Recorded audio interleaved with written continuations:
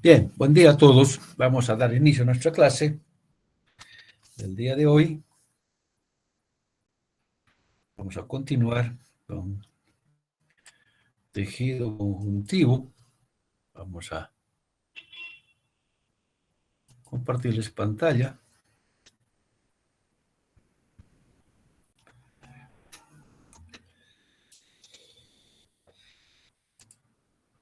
¿Ven pantalla?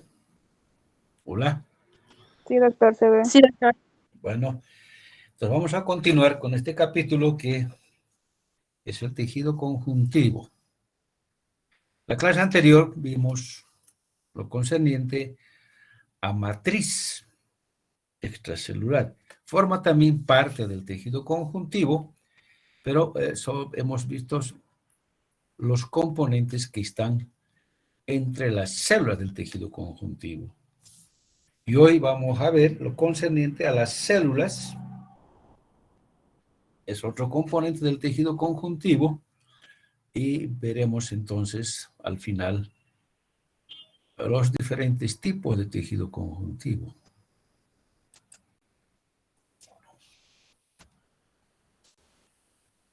Bien, dice, el tejido conjuntivo es uno de los 4 tejidos básicos que hemos mencionado, ¿no es verdad? Epitelio, conjuntivo, muscular y nervioso. ¿Ya? Es que está formada, a diferencia del tejido epitelial, por abundantes células y el componente intercelular llamada matriz, que ya hemos visto. En cambio, los epitelios, repasando simplemente, está formada casi exclusivamente por células y escasa sustancia intercelular. Casi todos, si no es la mayoría de los tejidos conjuntivos, se origina del mesodermo, la hoja intermedia embrionario. Allá se diferencian el mesénquima, las denominadas células mesenquimatosas. Estas migran a todo el cuerpo y dan lugar a la formación de los tejidos conjuntivos y sus células, ¿sí? Entonces, a partir de estas células, irán a los sitios donde se van a formar los cartílagos y forman los condroblastos y de estas a los condrocitos. En los sitios donde se forma el tejido adiposo, forman los adipocitos y en la gran mayoría de los tejidos conjuntivos está el fibroblasto, que es el que conforma o que forma tanto el componente amorfo y el componente fibroso de la matriz intercelular. Las células mesoteliales son las células que van a revestir principalmente la cara externa de los órganos intraabdominales. Las células endoteliales van a revestir el interior de los vasos sanguíneos y los osteoclastos se diferenciarán en los sitios que se van a formar los huesos, forman el tejido óseo y finalmente se va a transformar en osteocito. Son algunas de las células que se diferencian de las células mesenquimatosas. Ahora, el tejido conjuntivo se diferencia en tejido conjuntivo propiamente dicho y el tejido conjuntivo especializado, que es un tipo de tejido que tiene una función definida, como es el cartílago, el hueso y la sangre. Las características propias del tejido conjuntivo en general. Las células son abundantes y están separadas unas de otras por abundante sustancia intercelular o la matriz que hemos descrito, que tiene 2 componentes, las fibras y la sustancia amorfa. Por tanto, entonces posee fibras que son de 3 tipos. Son las fibras colágenas, las fibras elásticas, las fibras reticulares. A su vez, hay abundante vasos sanguíneos y linfáticos, a diferencia del epitelio que carece de vasos sanguíneos, y también posee nervios. O sea, hay fibras nerviosas en el tejido conjuntivo. Las funciones también son funciones generales a los diferentes tipos de tejidos conjuntivos. Y estas proporcionan un soporte estructural, es la principal función. sirve como medio para el intercambio.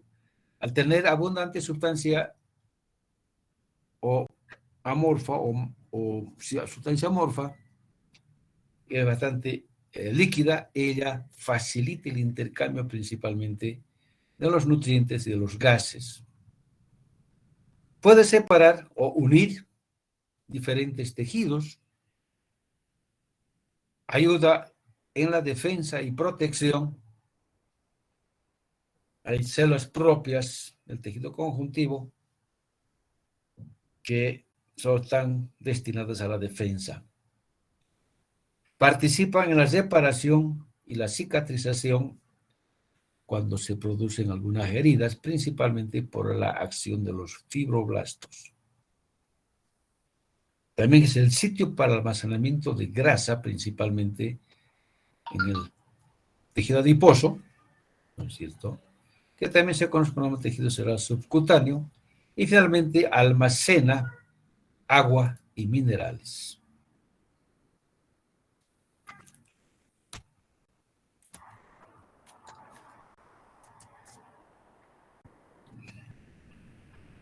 Bien, ahora el tejido conjuntivo. Entre sus componentes indicamos las células y la sustancia intercelular o matriz.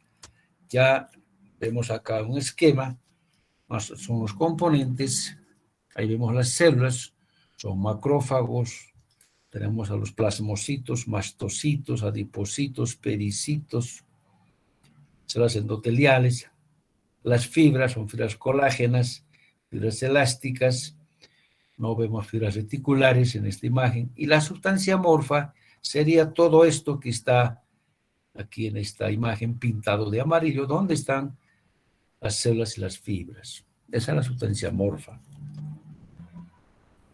Este es un componente que hablamos en la clase anterior, que es una especie de una gelatina muy hidratada, ¿no es cierto?, que en las preparaciones histológicas esto se retira en los diferentes lavados que se hace en la preparación. Está conformada por dos componentes, aquellos componentes que tienen forma como son los tres tipos de fibras. En cambio la amorfa todas son proteínas como son los glucosaminoglucanos, la mayoría de ellos son sulfatados, las glucoproteínas y los proteoglucanos. También este componente ya habíamos descrito en detalle en la clase anterior. Vayamos ahora a hablar de este componente que son las células. Existen dos tipos de células. Las denominadas células fijas son aquellas que están en un sitio dentro del tejido conjuntivo, y las transitorias, o también llamadas migratorias, son células móviles que están en diferentes sitios. Un día están, por decirte, en la mucosa, horas después pueden estar en la submucosa, como son móviles. Entre las fijas tenemos el fibroblasto, el adipocito, el pericito, los mastocitos y los macrófagos. En cambio, las transitorias son las células plasmáticas, los leucocitos, o los glóbulos blancos, y también el macrófago se considera dentro de las dos clasificaciones. Cuando no tiene actividad el macrófago, cuando no hay, por ejemplo, algo que fagocitar, el macrófago está en un sitio fijo, apoyado o fijado a alguna otra estructura. Pero cuando hay una sustancia extraña, entonces inmediatamente se moviliza hacia ella para fagocitar. Entonces en ese momento se convierte en célula móvil o célula transitoria. El fibroblasto. ¿Dónde se origina? La célula mesenquimatosa indiferenciada.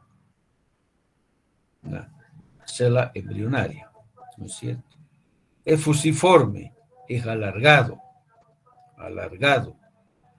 Mide aproximadamente de 50 a 100 micrómetros. Su citoplasma es pálido. El núcleo ovoide es granuloso y grande. El nucleolo lo tiene bien definido. El aparato reticular de Golgi es grande, es muy notorio, y el retículo endoplasmático rugoso también esto es abundante. Esto es la microscopía electrónica. La función principal es de sintetizar la matriz extracelular, tanto la fibrosa como la amorfa. Lo vemos acá ya. También ambas son imágenes histológicas, pero están con diferentes coloraciones. Existen diferentes tipos de fibroblastos. Entre estas diferenciamos los fibroblastos activos, los inactivos y los miofibroblastos. Los fibroblastos activos son aquellos que producen y forman los haces de fibra de colágena. Son fusiformes y alargados, en la que hemos descrito anteriormente, citoplasma pálido, retículo abundante, núcleos ovoides grandes, núcleo definido, aparato Golgi prominente. En cambio, los fibroblastos inactivos, llamados también fibrocitos, son pequeños, son ovoides, su citoplasma es acidófilo, el núcleo es pequeño, pignótico, o sea, el núcleo es muy concentrado, es escaso el retículo endoplasmático rugoso y hay abundantes ribosomas libres. Estas tienen poca movilidad, no tienen división celular, mientras que los activos sí tienen división celular, pero pueden diferenciarse en otras células, como por ejemplo adipocito, condrocito o osteoblasto. Los miofibroblastos, estos son fibroblastos modificados, siguen siendo de forma fusiforme, como se ve en esta imagen, pero tienen características que comparten de fibroblasto y las células de músculo liso. Entonces, a nivel de su citoplasma, presentan filamentos de actina y miosina, cuerpos densos donde se fijan estas proteínas, no tiene membrana o lámina basal, que sí lo tienen las fibras musculares verdaderas. Son abundantes en áreas de cicatrización, están allá para producir una contracción a nivel de las heridas y de esa manera facilitar el cierre de una herida producida.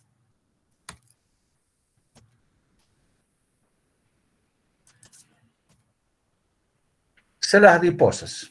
Estas otras células también se diferencian de las células mesenquimatosas indiferenciadas, también pueden diferenciarse de los fibroblastos. Son células completamente diferenciadas, esto quiere decir no presentan división celular. Existen dos tipos de adipocitos o células adiposas, las llamadas células grasa o adipocito unilocular, y estas son las que van a formar el tejido adiposo blanco. Son células redondas con un solo lípido en su interior, citoplasma periférico rechazado hacia la periferia, y son los que van a formar entonces el tejido adiposo blanco. En cambio, las células de la grasa o adipocitos multiloculares son los que van a formar el tejido adiposo pardo. Son células que tienen múltiples gotitas de lípido en su citoplasma, pequeños de lípido. El núcleo es excéntrico, intracitoplasmática, no está en la periferia como en el unilocular. Estas células participan en la síntesis y almacenamiento de los triglicéridos y producen las hormonas denominadas adiposinas. La grasa blanca es mucho más abundante que la grasa parda en el humano. Aquí están las características propias de cada una de ellas. Así, las células adiposas blancas uniloculares son células esféricas grandes, pueden medir hasta 120 micrómetros, almacenan una sola gotita de lípido, con un perfil de anillo en serio. Esto quiere decir que el núcleo está como por decir el diamante o la piedra que desciende de un anillo, está engrosada el citoplasma porque en ella están todas las organelas y esto hace entonces que se engrose la membrana plasmática desplazada por la gota de lípido. El aparato de Golgi es pequeño, tienen pocas mitocondrias y escaso también el retículo endoplasmático rugoso. Además, las membranas plasmáticas tienen receptores en su superficie para glucocorticoides, insulina y la noradrenalina. En cambio, las adipocitos multilocular son más pequeñas que los uniloculares, son poligonales, tienen esta forma porque están presionadas unas con otras, almacenan lípido, como ya les decían, varias gotitas de lípido, estas manchas amarillas, núcleo esférico, no está desplazada a la periferia, contienen sí abundantes mitocondrias, a diferencia de la grasa blanca, menos ribosomas libres, carecen de retículo endoplasmático rugoso, pero sí tiene retículo endoplasmático liso.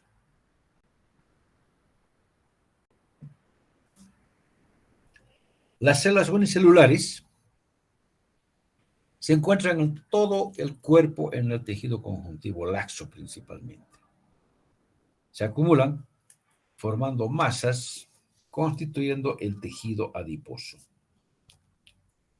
Células cebadas o mastocitos. Estas tienen su precursor en la médula ósea, o sea, tienen el mismo precursor que las células sanguíneas. Son las más grandes de las células del tejido conjuntivo. Son ovoides, pueden medir de 20 a 30 micrómetros de diámetro. El núcleo es esférico y central. Su característica es la presencia de múltiples gránulos citoplasmáticos de 0,3 a 0,8 micrómetros de diámetro. Estos gránulos muchas veces hacen que no pueda verse fácilmente el núcleo. Son gránulos metacromáticos, principalmente cuando se colorea con la heparina. Esto quiere decir que cuando se colorea con un color definido, reaccionan dando otro colorante. Son de diverso tamaño y forma los gránulos. El retículo y el aparato de Golgi son pequeños y también las mitocondrias son escasas.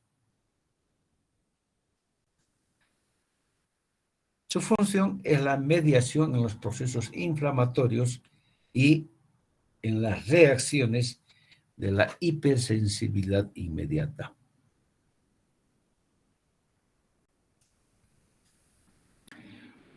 ¿Cómo se activan y degranulan los gránulos de los mastocitos?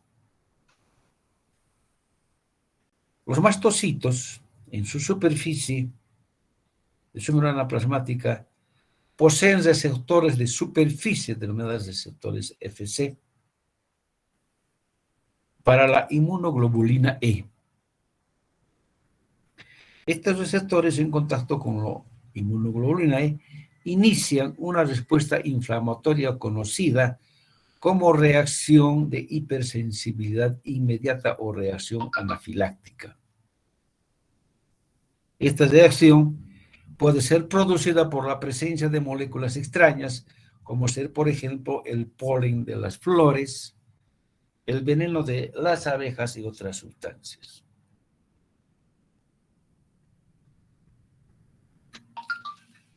Entonces, a la primera exposición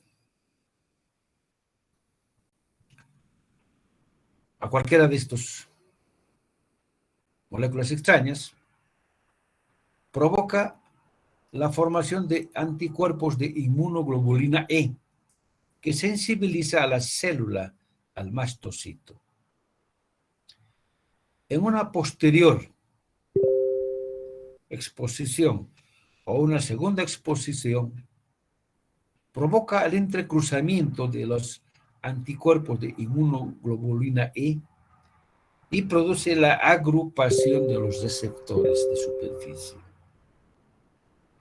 Esto va a provocar entonces la liberación de los mediadores primarios y la síntesis y liberación de mediadores secundarios de los precursores del ácido araquidónico. La liberación de estos mediadores también convierte el adenosín trifosfato en adenosín monofosfato cíclico. Este adenosín monofosfato cíclico formado provoca o activa la liberación de iones de calcio, por tanto, produce el aumento de calcio al interior de la célula plasmática. El entrecruzamiento de la inmunoglobulina A también va a provocar la activación de la fosfolipasa A, que va a formar la degranulación del ácido araquidónico. Por tanto, entonces el ácido araquidónico se convierte en sus mediadores secundarios que van a ser liberados, ¿sí?, ya sea en forma de leucotrienos, prostaglandinas, tromboxanos o sulfato de condroitina, histamina, heparina, el factor de complemento eosinofílico, factor de complemento neutrofílico y la arilsulfatasa.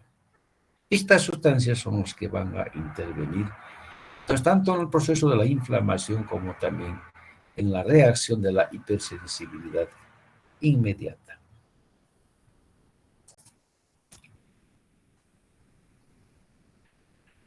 ¿Cuáles son esos componentes de esos mediadores? Son los llamados mediadores primarios o mediadores preformados, como son la heparina, una sustancia anticoagulante, la histamina es una sustancia vasoconstrictora, las proteasas neutras, arilsulfatasas, el factor quimiotáctico de los eosinofílicos atrae a los eosinófilos, el factor quimiotáctico neutrofílico actúa a los neutrófilos al sitio de infección. Y están también los mediadores secundarios o los mediadores de nueva síntesis, como son los leucotrienos, las prostaglandinas, tromboxanos, citocinas, factor activador de plaquetas, la bradicinina, la interleucina y el factor de necrosis tumoral. Como ven, entonces, son muchas las sustancias que libera los gránulos de las células plasmáticas. Perdón, de las células cebadas, llamadas también mastocitos. Existen tipos de mastocitos. Así, por ejemplo, el basófilo de la sangre y el mastocito son diferentes y tienen precursores distintos. Ambos tienen su precursor en la médula ósea, una célula madre mieloide, de la que se diferencian en mastocito, adquieren gránulos. Estas células tienen vida útil de aproximadamente meses, pueden sufrir división celular y pueden aumentar su población celular. Así formados, los mastocitos están en el tejido conjuntivo, como mastocitos del tejido conjuntivo, que contienen gran cantidad de heparina, y los mastocitos de las mucosas, que incluyen la condroitina o la condroitina sulfatada, condroitina sulfato. Ya les decía al principio que estos gránulos se tiñen con colorantes metacromáticos, por tanto son positivos a los colorantes metacromáticos. Como el azul de toluidina, por ejemplo, su nombre lo dice, el colorante es de color azul, pero cuando se pone en contacto con estas células, reaccionan dando un color púrpura, que no es azul, es diferente. Entonces, eso quiere decir un colorante metacromático, que cuando se colorea con un colorante definido, reaccionan dando un color diferente. En este caso, de azul para púrpura. Esa secuencia de acontecimientos de las respuestas inflamatorias. Tenemos acá entonces las diferentes sustancias producidas por la degranulación de las células cebada y las acciones que producen. Así la histamina es un vasodilatador potente, La heparina es un anticoagulante. Los tromboxanos provocan la vasoconstricción, agregación plaquetaria. Las prostaglandinas son broncoconstrictores, producen broncoespasmo. El factor quimiotáctico eosinofílico atrae a los eosinófilos al sitio de inflamación, donde comienzan a fagocitar. El factor quimiotáctico eosinofílico igual atraen neutrófilos, también fagocitan y destruyen microorganismos en los sitios de inflamación. El factor de activador de plaquetas aumenta la permeabilidad vascular, contracción del músculo lisobronquial. Los leucotrienios incrementan la permeabilidad vascular. Los componentes del factor de complemento se filtran de los vasos sanguíneos y producen las proteasas neutras para formar agentes de inflamación. Y la bradicinina también ocasiona una permeabilidad vascular por ser un potente vasodilatador. Y también el encargado de la sensación de dolor que se produce en el sitio de una infección. Existen reacciones clínicas producto de los principalmente alergenos y provocados entonces por la degranulación de las células plasmáticas.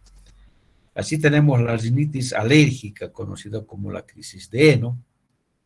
Las personas que padecen de esta patología experimentan los efectos de la histamina, que es liberada por los mastocitos.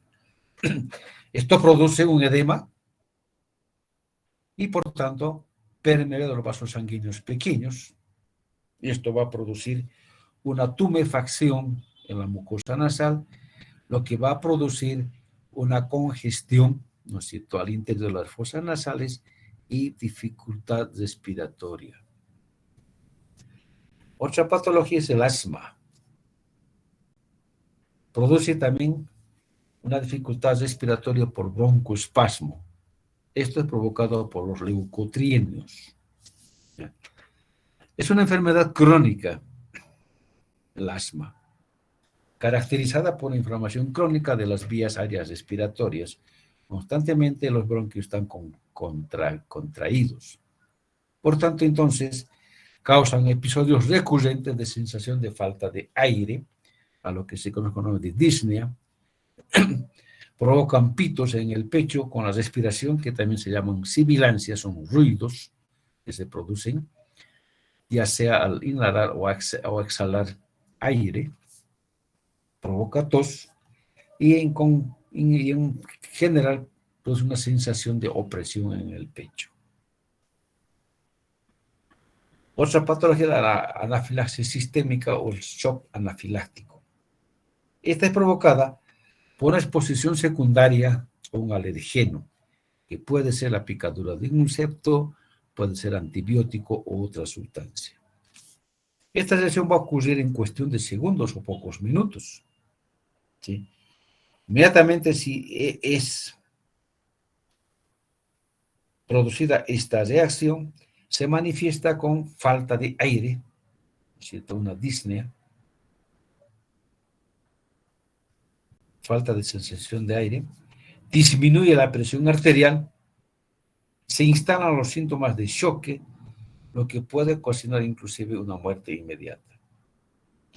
Las personas que son susceptibles a estas reacciones llevan una pulsera de emergencia médica y un dispositivo con él de inyección que generalmente es adrenalina. O sea, siempre van cargando entonces su pulsera de emergencia y de seguro, ya sea en su bolso, su cartera, lo que sea, va a tener un inyectable a base de adrenalina para que pueda ser inyectada por cualquier persona que llegue a auxiliar. Macrófago es otra célula del tejido conjuntivo. El origen de esta célula es el monocito, es una célula sanguínea, ya que forma parte del sistema fagocítico mononuclear. El macrófago es una célula de forma irregular, de 10 a 30 micrómetros de diámetro. Esta presenta prolongaciones citoplasmáticas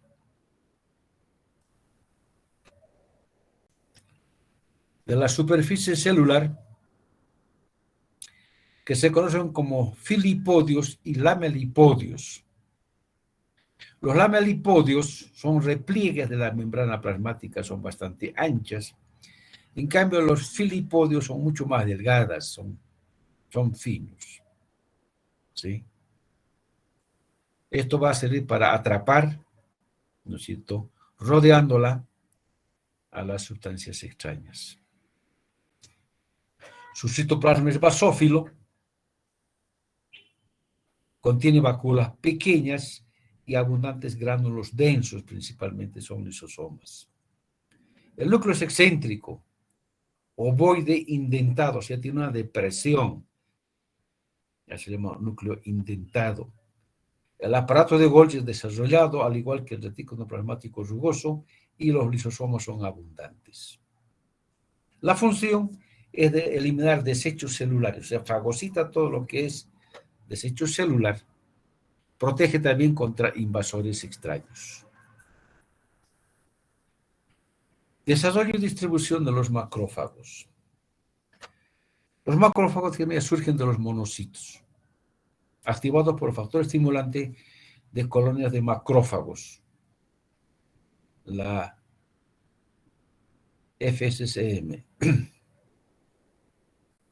Estas células se desarrollan en la médula ósea y circulan en la sangre. A partir de estas células, por maduración resultan los macrófagos, que están en el compartimiento del tejido conjuntivo. Viven allá unos meses. Pueden formar también la célula gigante de cuerpo extraño. Estos son, por ejemplo, detectan una sustancia extraña. Si esa sustancia es más grande que el macrófago, va uno, va otro, y lo rodean entre varios macrófagos.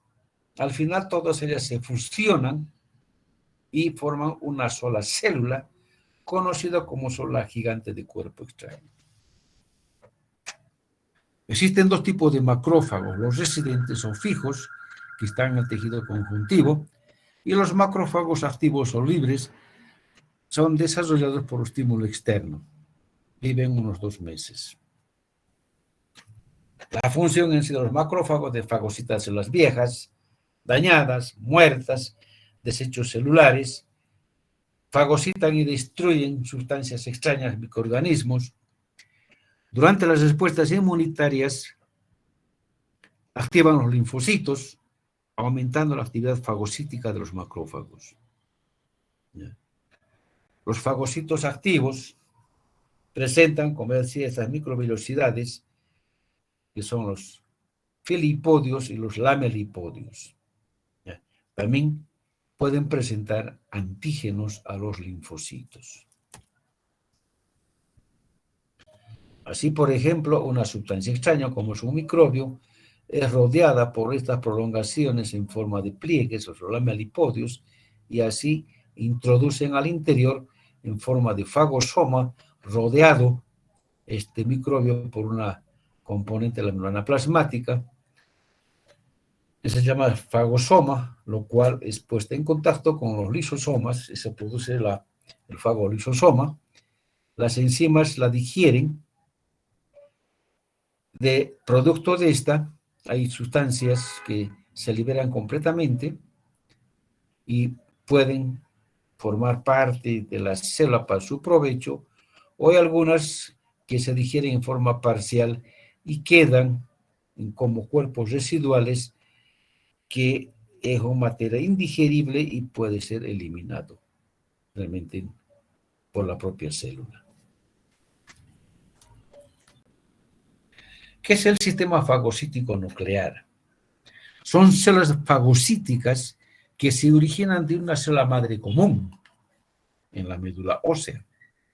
Todas ellas poseen lisosomas, tienen receptores de superficie y también receptores para el complemento. Entonces, circulan en la sangre en forma de monocito y son liberados en las diferentes partes del cuerpo.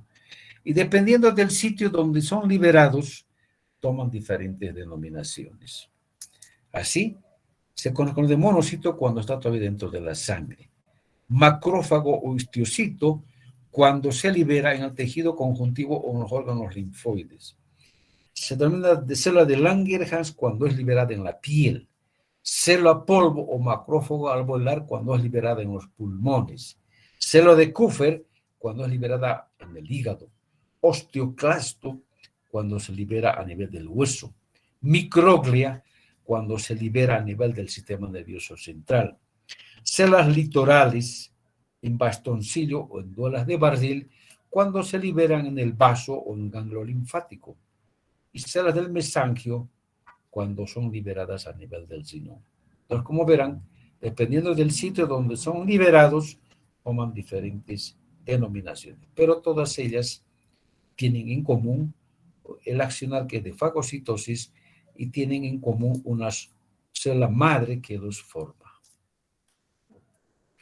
Pericito, llamada también célula perivascular o células adventicia.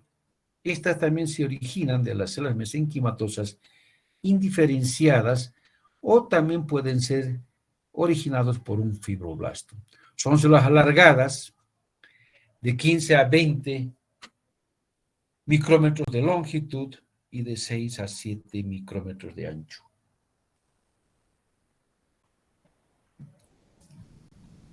Poseen una cubierta o lámina basal propia externamente.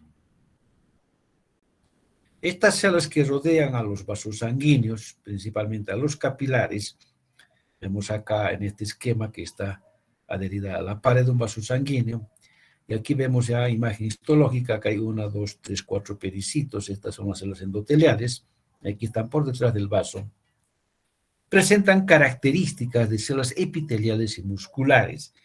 De células epiteliales porque están revistiendo, y de células musculares porque tienen actina y miosina, tropomiosina, por tanto son contráctiles, entonces pueden contraer.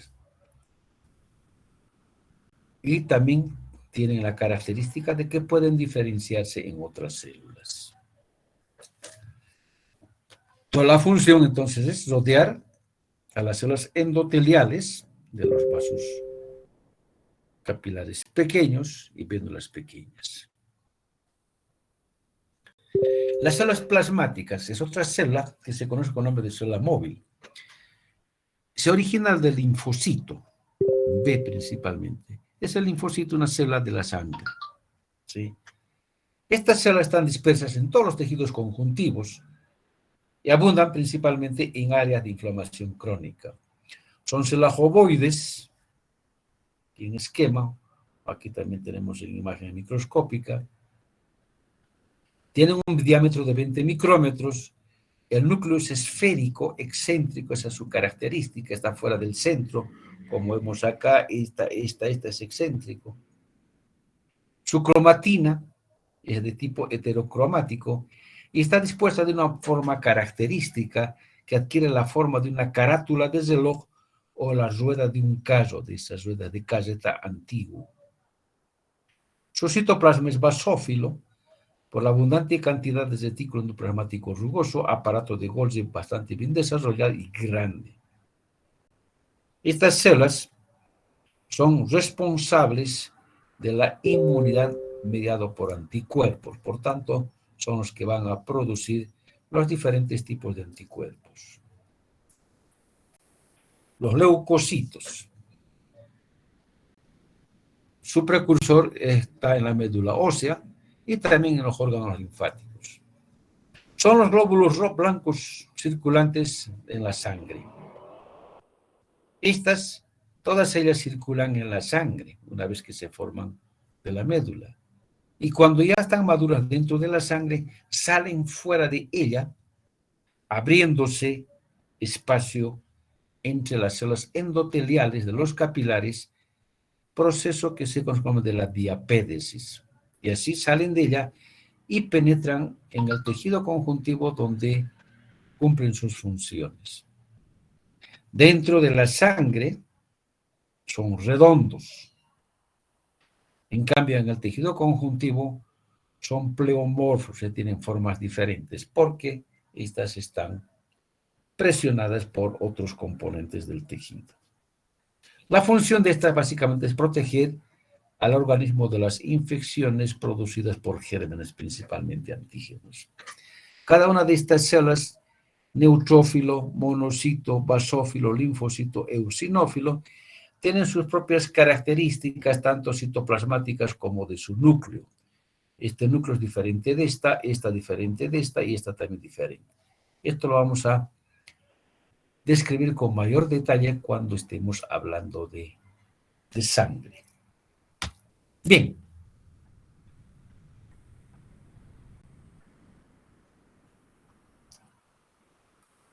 Hemos descrito hasta aquí en el componente de matriz extracelular la sustancia fibrosa y la sustancia amorfa. Acabamos de describir las células.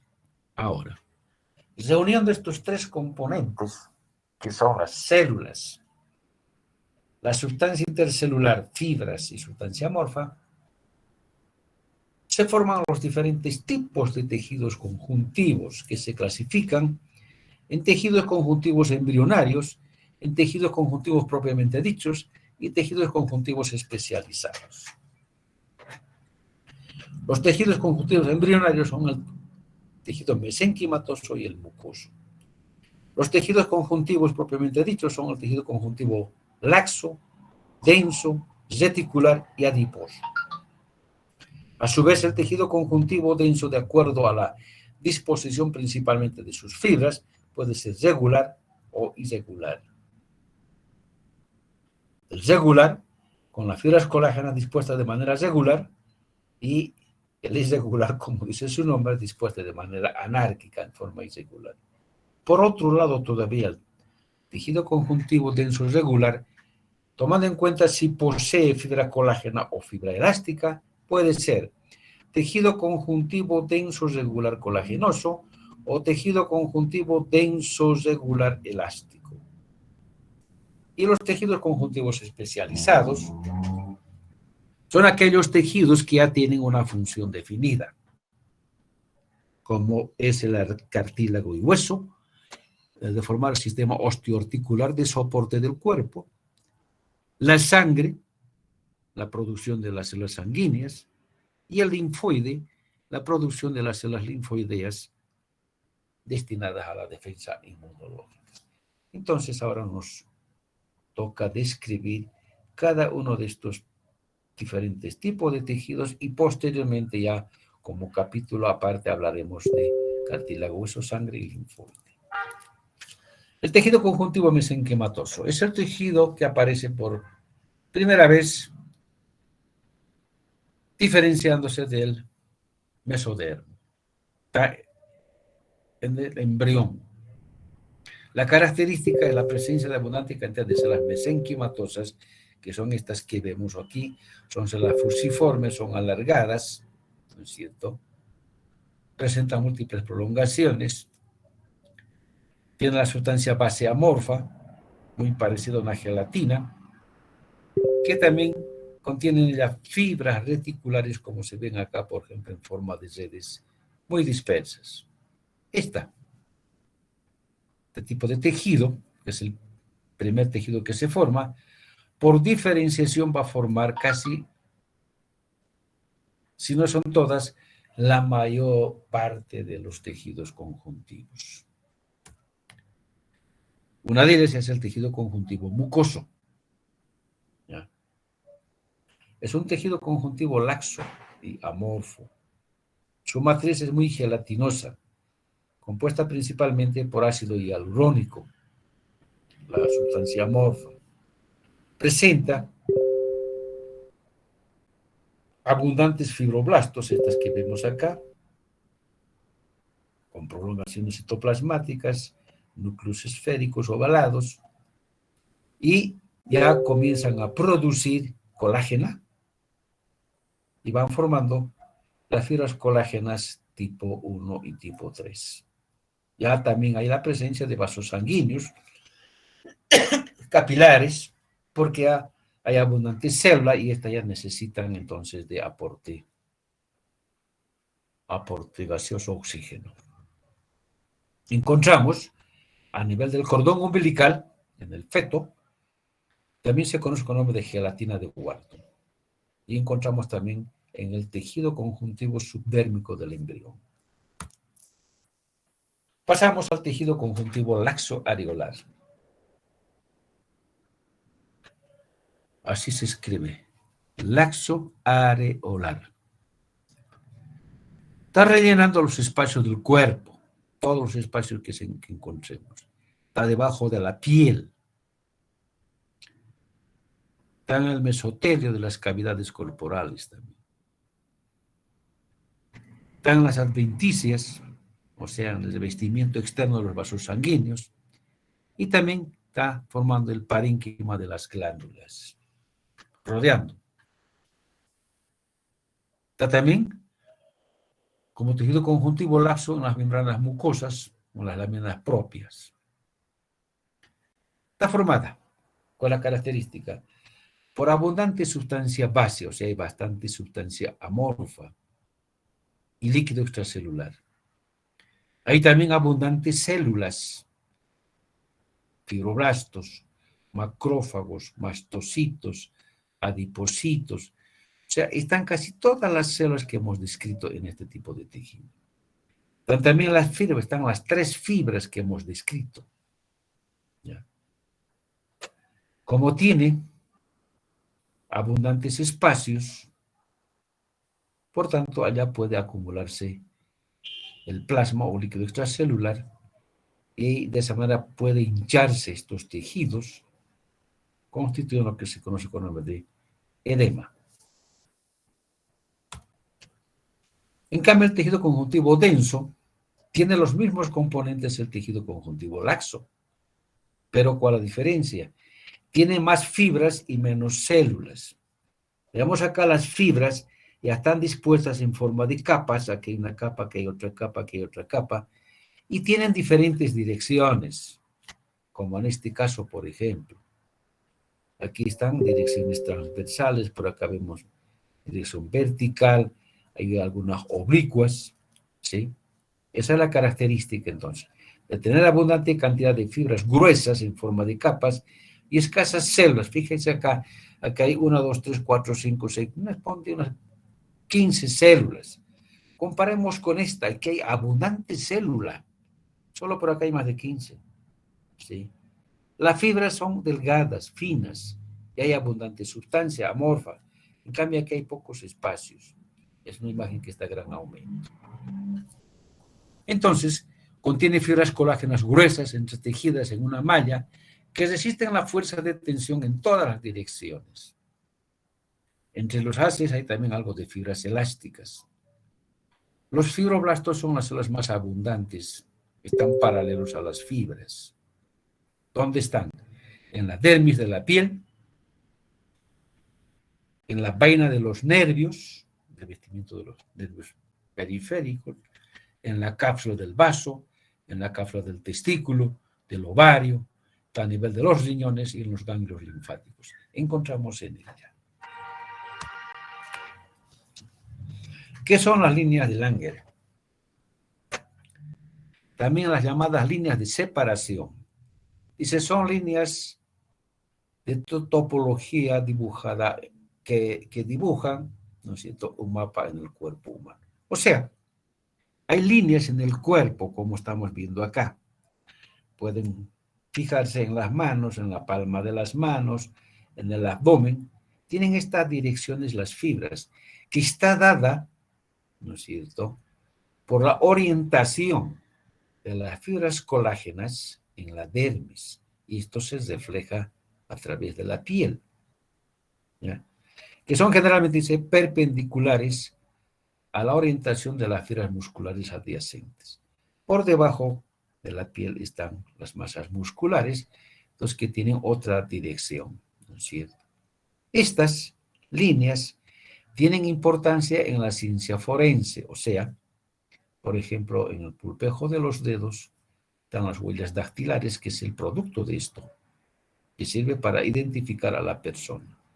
Y también sirve para el desarrollo de las técnicas quirúrgicas, para la abertura de la piel para abordar las cavidades.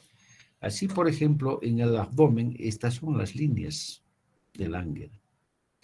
Normalmente se corta en este sentido transversal.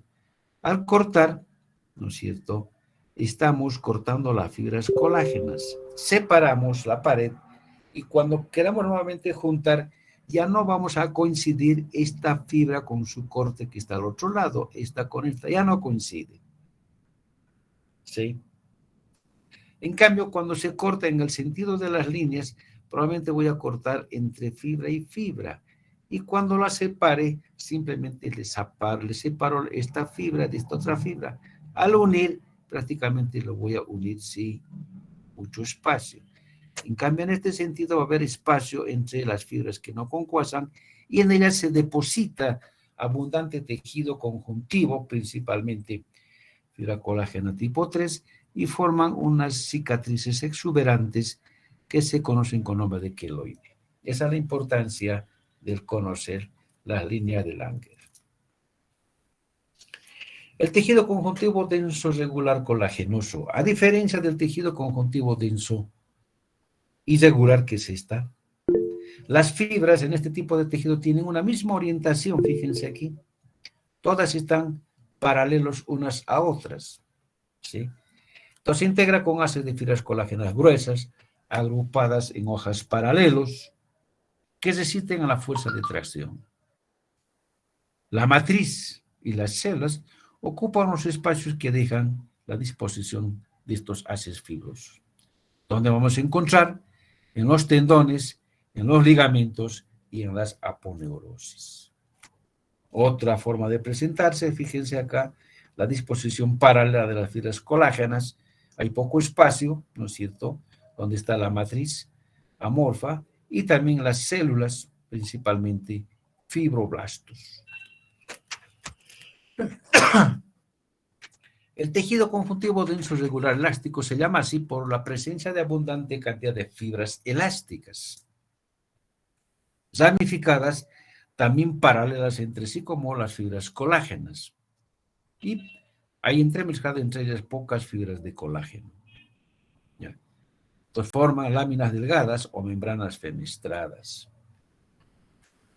En esta imagen, estas imágenes de azul oscuro que ven aquí como tirabuzones o las puntas de serrucho, esas son las fibras colágenas. Está coloreada con tinción específica para fibra elástica, que es la resorcina fucsina, de ahí que se ve todo en color azul oscuro. Y en los espacios que quedan hay también la presencia de células, o son los fibroblastos.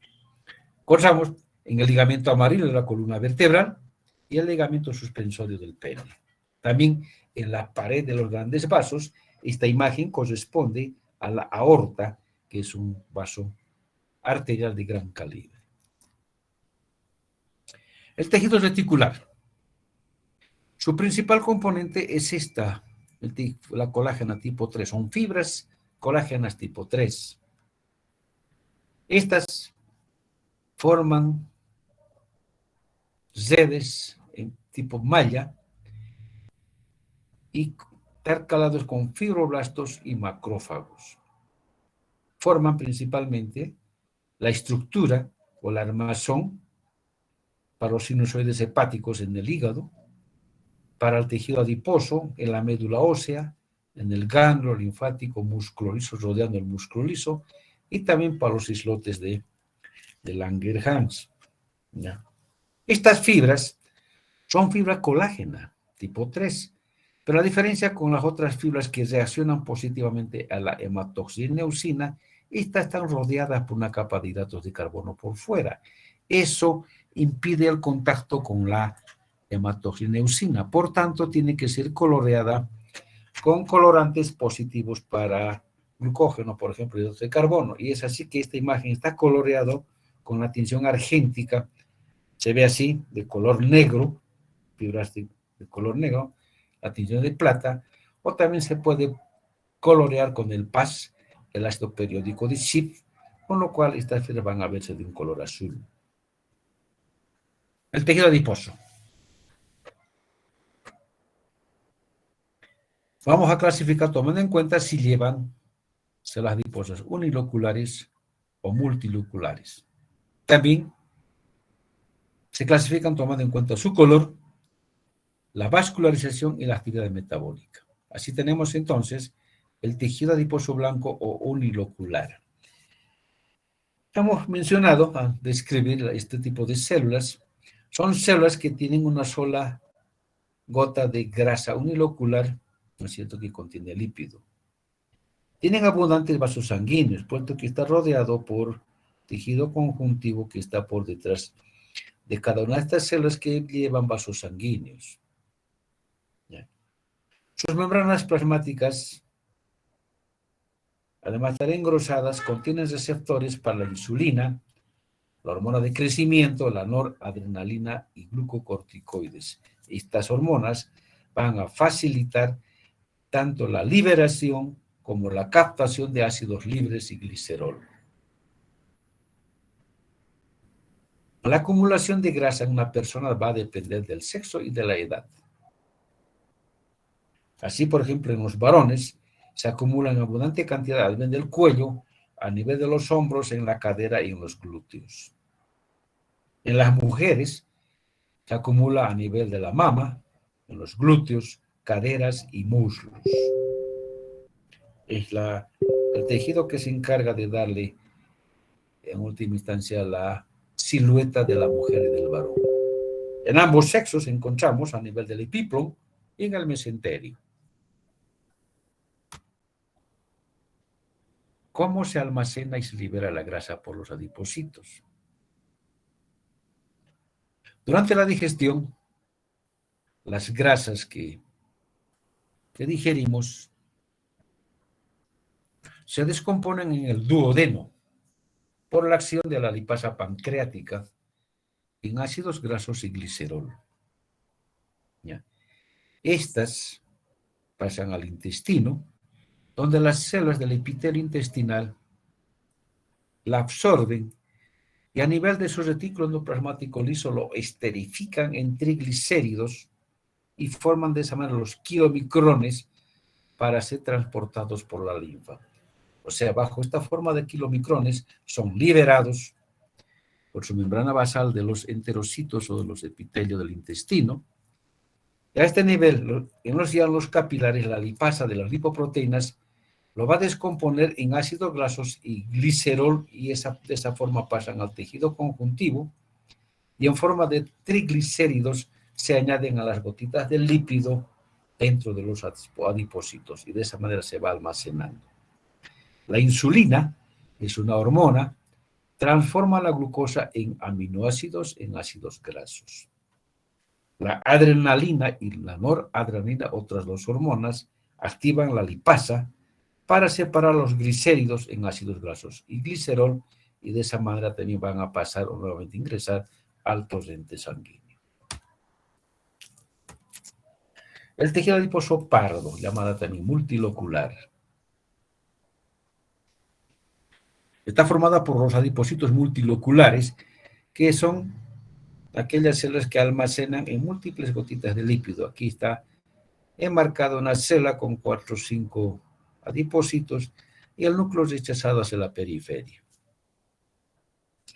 Tienen un color de dorado a pardo rojizo por la abundante vascularización que tienen estas y por los citocromos que tienen en su citoplasma. Este tipo de grasa la tienen generalmente los animales mamíferos, principalmente los que van a hibernar, como los osos.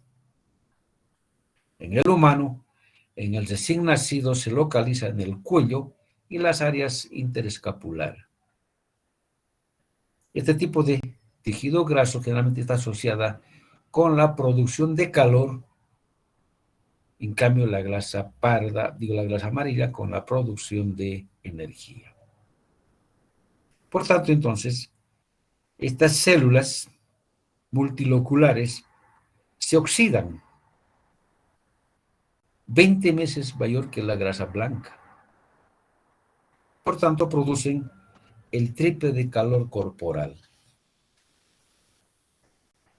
La noradrenalina activa la enzima que va a segmentar a los triglicéridos en ácidos grasos y glicerol, y esto va a iniciar la producción de calor. Ahora, esta producción de calor va a estar regulada por una hormona que se conoce como la termogenina, que controla entonces el flujo de protones que generan energía. Esta es la imagen de realmente de este tipo de grasa parda. Vemos ahí entonces,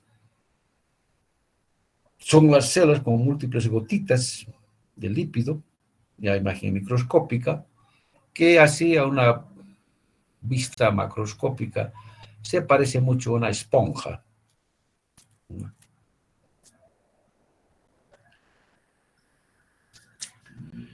Las adiposinas del tejido adiposo blanco son, por ejemplo, la leptina. Produce el adipocito, es el que va a reducir el apetito. La adiponectina, también produce el adipocito, es el que aumenta la sensibilidad a la insulina y las células músculo liso. Disminuye, por ejemplo, la emisión de glucosa por el hígado. La proteína fijadora de retinol, adipocito, aumenta la resistencia a la insulina, amplifica la producción y liberación de la glucosa, y así hay diversos adiposinas producidas por las adiposas que tenemos, o que este cuadro está en el libro. En general, todas estas sustancias son macromoléculas que controlan el equilibrio ácido-graso del organismo. Así, por ejemplo, cuando la comida está disponible, el cuerpo va a almacenar la mayoría en forma de ácidos grasos libres o como triglicéridos en los adipocitos. Cuando la comida no está disponible, todos los depósitos de glicéridos se van a degradar en ácidos grasos y glicerol y van a ser liberados para que sea utilizado por el cuerpo. ¿Sí? Entonces, vean cómo entonces estas tejidos adiposos son nada más que depósitos de grasa, ¿no es cierto?, para la disposición metabólica del cuerpo. Histogénese del tejido adiposo. ¿Cómo se forma el tejido adiposo? Las células derivan de las células madres embrionarias indiferenciadas que se desarrollan en preadipocitos. Estas células primeramente van a formar la grasa primaria, la formación primaria o la grasa primaria. Las células precursoras son de tipo epiteloide, llamadas preadipocitos, se distribuyen en ciertos lugares en el feto en desarrollo.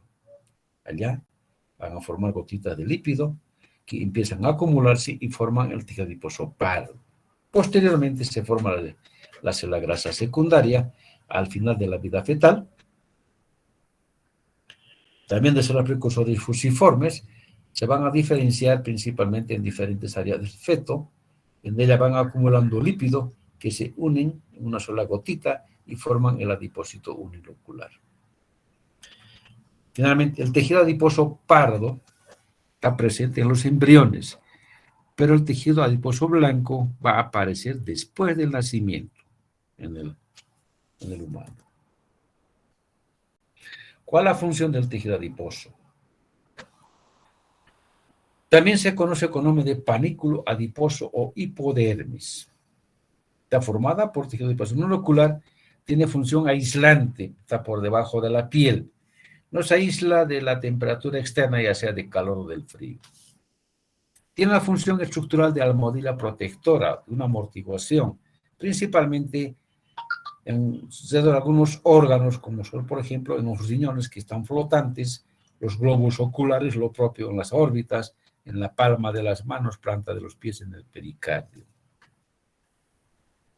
El tejido adiposo pardo. La adrenalina activa la enzima que segmenta los triglicéridos, ácidos grasos y glicerol y produce calor. La grasa unilocular Está en las capas subcutáneas en todo el cuerpo. En cambio, la grasa parda en el recién nacido se encuentra en las regiones interescapulares, ya hemos indicado, y el cuello, en el adulto también en las mismas áreas. Ahora, la diferencia entre la silueta masculina y femenina está dado entonces por el espesor de la capa adiposa en las diferentes regiones del cuerpo, principalmente abdomen, glúteo, axilas, muslo y las regiones mamarias, que se van acumulando de diferente cantidad tanto en el varón como en la mujer. Aquí tenemos entonces la localización del tejido graso pardo en el feto, en la región anterior del tórax, en la región interescapular, en la zona de los riñones, en las fosas renales. Lo propio ocurre en el varón adulto, ¿no es cierto? En la región posterior, interescapulares, en la región del cuello. Y con esto terminamos este capítulo.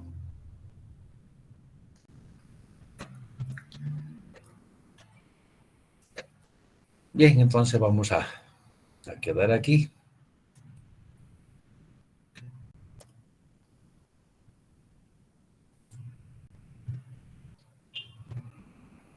¿Tienen alguna pregunta hasta aquí, jóvenes? Creo que no, doctor. Bueno, pues siendo así, entonces nos vemos a la tarde. Será Hasta hasta más tarde, entonces. doctor. Hasta luego, doctor. Hasta luego. Doctor. Bueno. Hasta luego, doctor. Sí, doctor, hasta la tarde.